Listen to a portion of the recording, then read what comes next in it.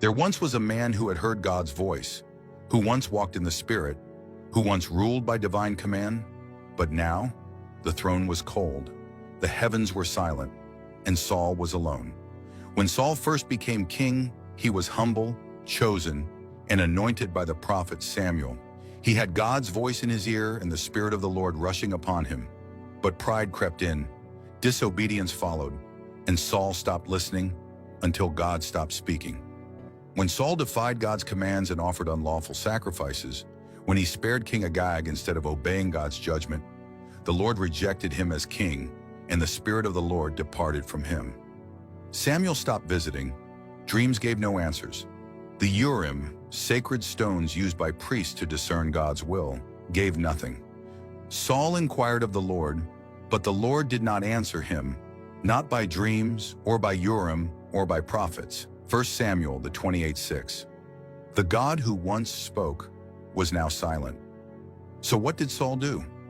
He turned to the very thing he had once outlawed, a medium, a necromancer, a woman who summoned the dead.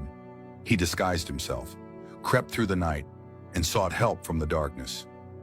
"Call up Samuel for me," he said. And in that haunted moment, Samuel's spirit, by God's mysterious allowance, appeared. But the message wasn't what Saul hoped for. "The Lord has turned from you. The kingdom has been torn from your hands. And tomorrow you and your sons will die." 1 Samuel 28:16-19. God hadn't just gone silent. Judgment had already been sealed. The man who once cast out spirits was now tormented by them. The king who once heard heaven now feared death. And the one who once stood tall among Israel would soon fall on his own sword. Saul's final hours were a tragedy, not because of what he lost, but because of what he ignored for so long. This isn't just about silence, it's about consequences.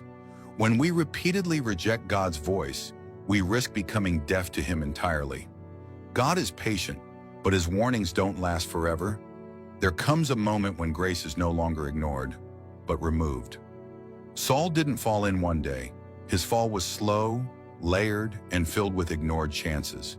He had the kingdom, he had the word, he had the Spirit, but he let it all slip away until even God's silence became terrifying. Don't ignore the voice of God.